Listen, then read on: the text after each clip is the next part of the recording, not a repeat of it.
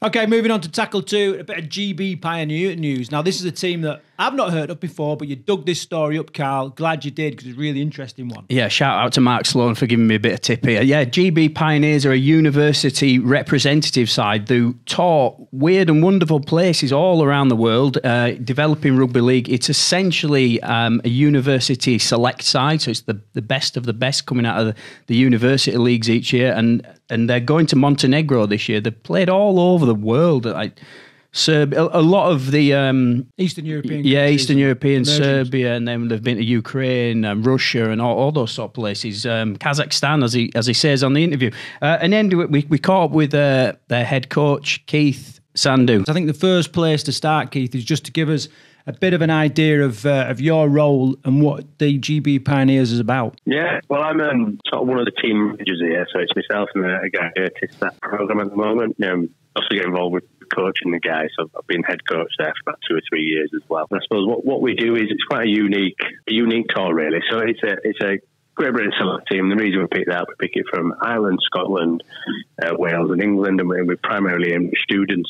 So think of it as a captain select / sort of talent ID select as well. So we might get some of the regional rep coaches recommending players to bring on the tour, but then conversely we get the university, the student board will recommend lads as well to come across. So I suppose the main aim of the tour is we work with the International Federation Board alongside obviously the RFL, the University Board, and we go out to emerging nations in essence and promote the game over there, but obviously, at the same time, we test their arm in terms of their performance on and off the pitch. So the Federation said they've got a lot of interest in the African nations. So we went out to Ghana, fantastic in terms of off the pitch. It was quite nicely set up with facilities.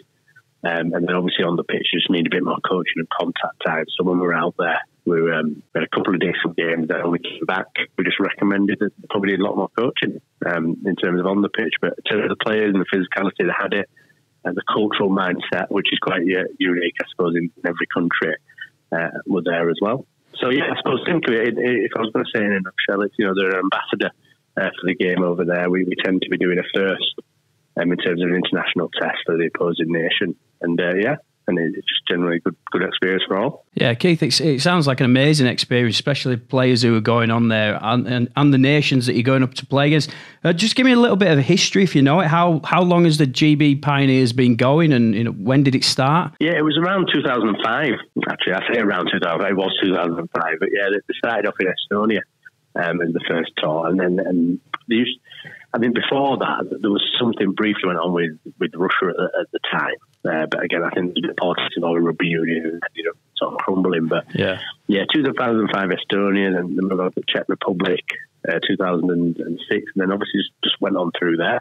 So, I mean, I'll run through some of the countries like Latvia, Ukraine, did Norway, did Kazakhstan, which was a bit random, and then Greece, Poland, Morocco, which was a bit of an interesting experience. There was quite a lot of political influence in Morocco, just around getting a stamp to actually play a sport nationally there. We had Ghana, Bosnia, Hungary, Turkey, which was quite good. Actually, they were quite impressive, their team and set up there. And the most recent ones were Albania.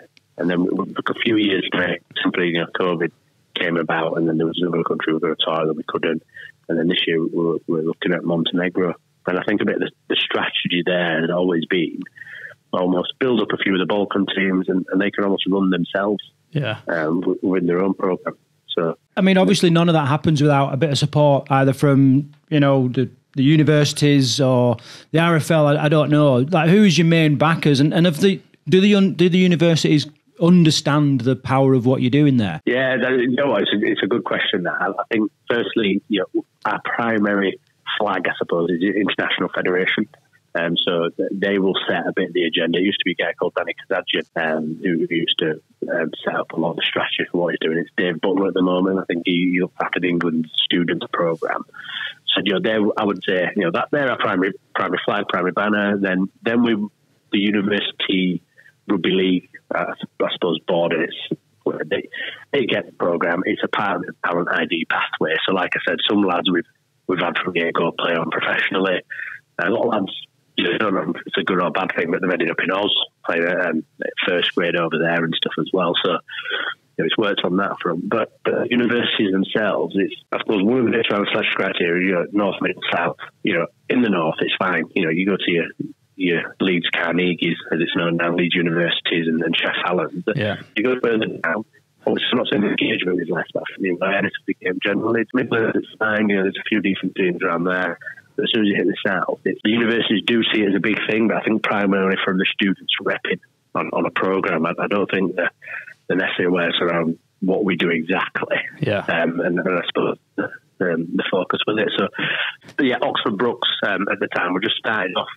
I remember we were saying, look, let's select lads from there. So it's quite a good story for them. There's 3 lads selected on a representative programme.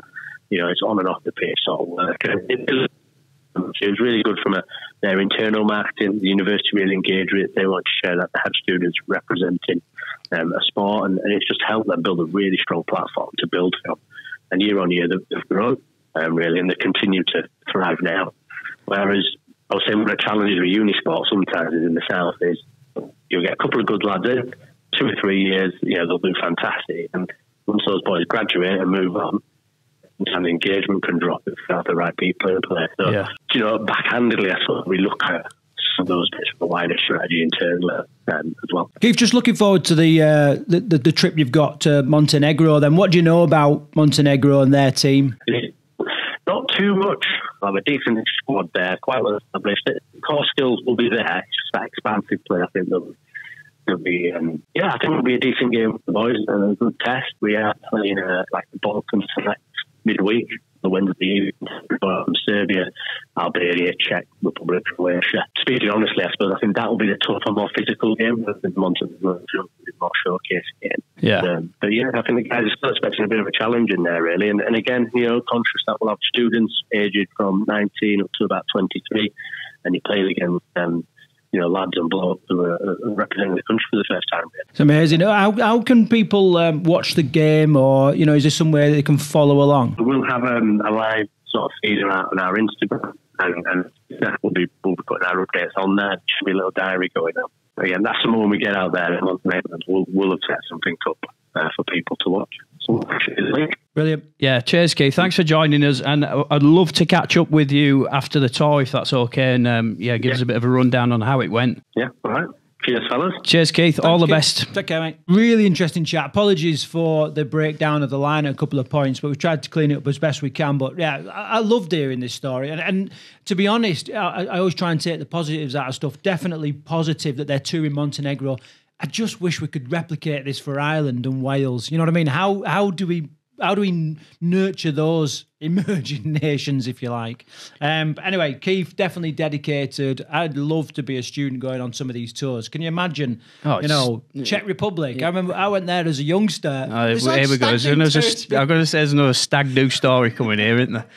Yeah, they said that every great game is in a location where it'd be great for a stag do. We covered this with the Magic Weekend. Yeah, what did you take out of this story, Cal? Just like you said, how exciting it is for these players. And but one thing I took away from it is that it's been going for years. I never really heard of it. So, but University Rugby League is coming more and more to the forefront now, and that's great. I love that. We're hearing more about it, and there's such great opportunities. And let's be honest, Rugby League suffers for money, doesn't it? Yeah. When you get these massive universities involved, and it's only going to be a positive thing, and the opportunities these lads are going to have is incredible. Great. Yeah, and I wonder, what effect that has on attracting union players at the universities to give league a go, because they have a chance of, pulling on a Great Britain shirt. Well, that's the reason that we need to be pushing forward with things like this, don't it? To rep rugby is huge, and if you can dangle that carrot in front of anybody, surely anybody who's going to want to put a Great Britain shirt on, and they're going to want to go and tour Montenegro or wherever. It's great. Yeah, and the people there that, these are really close to our hearts. So they're picking players from Oxford University, Exeter, obviously, a good chunk from the Heartlands, Huddersfield, the Leeds. Some lads from Loughborough as well going. Yeah. So, it's great.